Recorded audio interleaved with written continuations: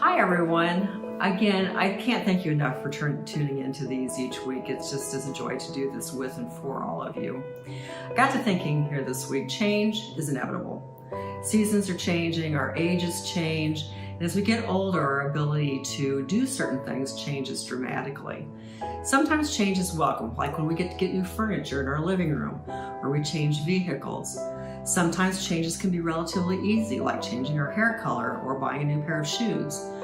But by and large, most of us just really do not like change. There have been times when I've changed jobs and looked forward to doing something new, meeting new people, having new responsibilities. Other times I've been forced to change jobs, and that was a lot more difficult. I've shared a lot of times before that we moved frequently when I was growing up and went to new towns, new schools.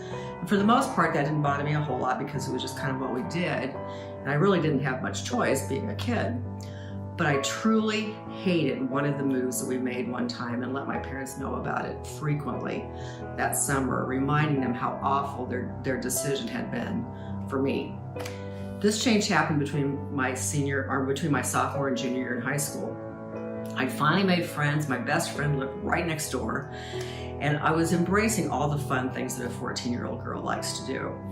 Suddenly, we were heading to an extremely small town with a school about the fifth the size of the one I'd been attending, and I was forced to leave all of that behind.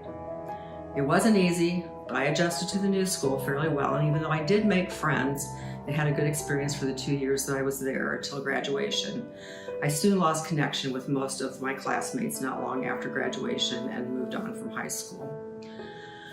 Because change is inevitable in our lives, I'm so grateful that we have a God that never changes, who's always loving, always keeps his promises, always speaks the truth, and always protects, shelters, and provides for us. We never have to wonder what he will or won't do because we know he's ever faithful and true to his word. We can do anything with full assurance and plant ourselves on Jesus, the rock, our Savior, because with him our hope is completely fulfilled. The chorus to a beloved hymn, "My Hope is Built," contains these great words. "On Christ, the solid rock I stand, all other ground is sinking sand, all other ground is sinking sand."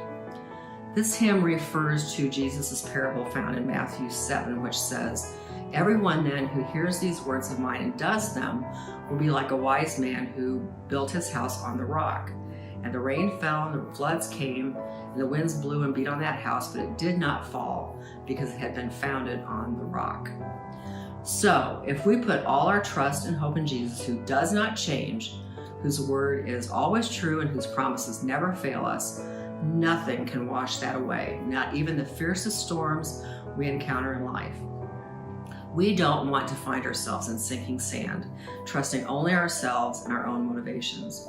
So when we put our trust in Jesus, we will stand firm against all the world that it can throw at us.